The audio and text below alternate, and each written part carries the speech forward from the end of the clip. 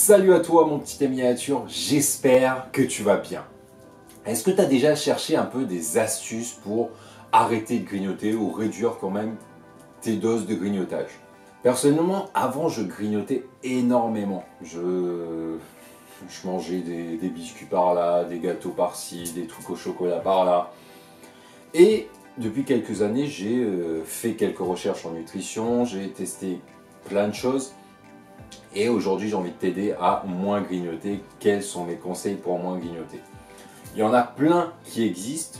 Par exemple, manger sainement, mais c'est pas assez pratique. Du coup, je vais te partager deux astuces que tu peux mettre directement dans ton quotidien dès demain. Quoique, il faudra faire peut-être quelques courses, mais le plus rapidement possible sera le mieux. Juste avant de commencer, si tu t'intéresses à la perte de poids, je te rappelle que tu peux recevoir gratuitement mon guide pour perdre jusqu'à 4 kg en 30 jours. C'est un guide très rapide et très complémentaire à cette vidéo. Du coup, je te mets le lien juste en dessous pour le télécharger. Tu cliques dessus, tu mets ton email et je te l'envoie directement par email. Alors, c'est quoi ces conseils pour moins grignoter, pour avoir moins envie de grignoter? Le premier conseil qui est directement issu des recherches scientifiques, c'est de consommer moins d'aliments avec un IG élevé. En général, on a tendance à consommer des produits sucrés, par exemple des desserts, un peu trop de desserts, on a tendance à manger du chocolat au lait, du chocolat blanc, etc. en dessert pendant les repas. Et ça, c'est la première erreur et ça va être le premier principe, le premier conseil pour moins grignoter. Il faut que pendant tes repas principaux, tu consommes moins d'aliments qui vont faire bouger ta glycémie. La glycémie, c'est le taux de sucre dans le sang. Du coup, moins consommer de produits sucrés en général. C'est-à-dire, rapidement, ça va être tout ce qui est sucrerie, dessert, pâtisserie, tout ce qui est céréales, tout ce qui est pain, tout ce qui est semoule de blé, tout ce qui est pâtes. Ça va jouer sur ta glycémie et selon la quantité que tu vas consommer, tu vas plus ou moins avoir envie de grignoter après ce repas. Donc, principe de base, moins consommer ou éliminer de ton alimentation les aliments qui vont faire bouger ta glycémie. Si tu veux une liste un peu plus exhaustive, j'en ai fait une liste dans mon guide de perte de poids. C'est d'ailleurs comme ça que je te conseille de perdre du poids, c'est de réduire ces aliments-ci. Du coup, je te rappelle, il est gratuit au téléchargement, il est en description, tu cliques sur le lien et tu vas le recevoir.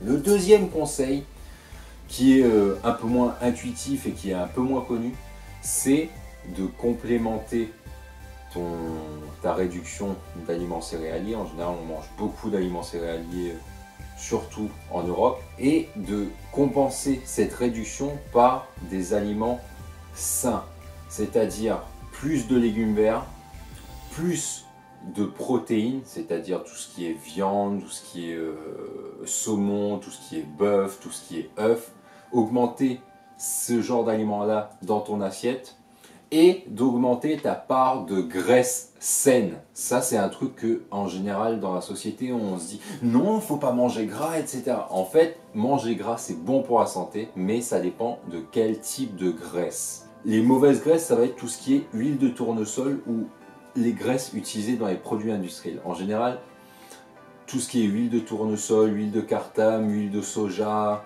huile de palme, etc. Ça va être des graisses riches en oméga 6.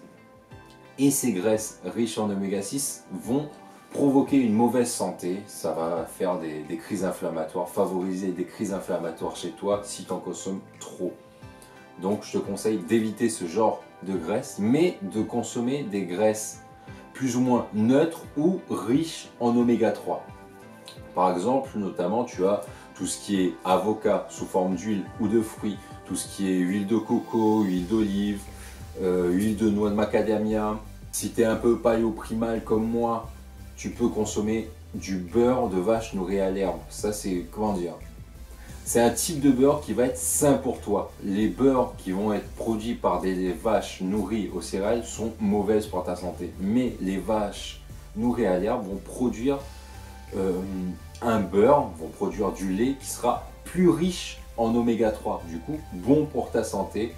Donc, je t'encourage à consommer ce genre de beurre-là. Si tu veux un petit conseil, moi je te conseille de prendre Enfin, moi personnellement, je prends du beurre Kerrygold chez Monoprix. C'est le seul beurre que je connais en France qui est fait à partir de lait de vache nourri à l'herbe. Du coup, je te conseille cette marque-là. Donc, tu vas augmenter ta portion de graisse saine dans ton assiette. C'est quelque chose qui cale assez bien et en plus, le fait d'augmenter sa part de graisse saine dans son assiette, ça va favoriser ta bonne santé, ça va favoriser la balance hormonale dans ton corps.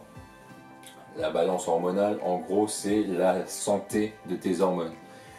Pour rapidement t'expliquer ce que c'est une hormone, c'est ce qui va donner des messages dans ton corps. Notamment tout ce qui est leptine et insuline, etc.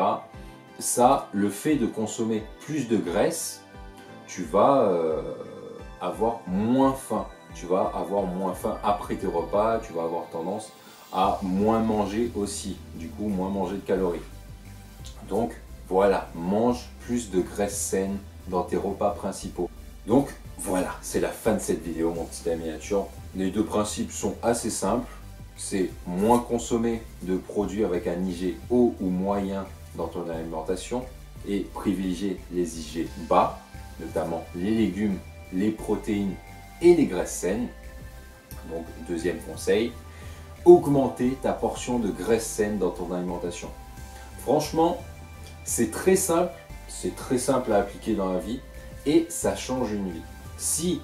Même si tu appliques ces deux principes-là et que tu as toujours envie de grignoter, c'est tout simplement que tu n'as pas mangé assez pendant ton repas principal précédent. Donc, augmente tes portions. Voilà, c'est la fin de cette vidéo, mon petit ami miniature. Je te rappelle que tu es libre de recevoir mon guide de perte de poids gratuit. Le lien est en description. Tu peux le télécharger gratuitement et immédiatement. D'ailleurs, très complémentaire à cette vidéo. J'ai besoin de ton retour pour mes vidéos. Qu'est-ce que tu penses de ces vidéos? Comment je peux m'améliorer? Quel sujet tu veux que j'aborde? Est-ce que tu as une remarque sur cette vidéo? Est-ce que tu as une question? Mets tout en commentaire et je verrai ce que je peux faire. N'hésite pas à t'abonner parce qu'il y a plein de vidéos, plein de conseils qui vont débarquer sur cette chaîne. Clique sur la petite cloche pour recevoir des notifications. Mets un petit j'aime parce que ça fait toujours plaisir de voir qu'il y a des gens qui aiment ma vidéo et qui aiment ce que je fais. D'ailleurs, ça aide aussi la chaîne à se faire connaître. Et d'ailleurs, n'hésite pas à partager cette vidéo à des personnes qui essaient d'arrêter de grignoter. Ça peut être très pratique pour eux d'appliquer ces deux principes-là. Donc, j'ai envie de te dire à la prochaine fois, mon petit ami miniature. Aux prochaines aventures. Ciao!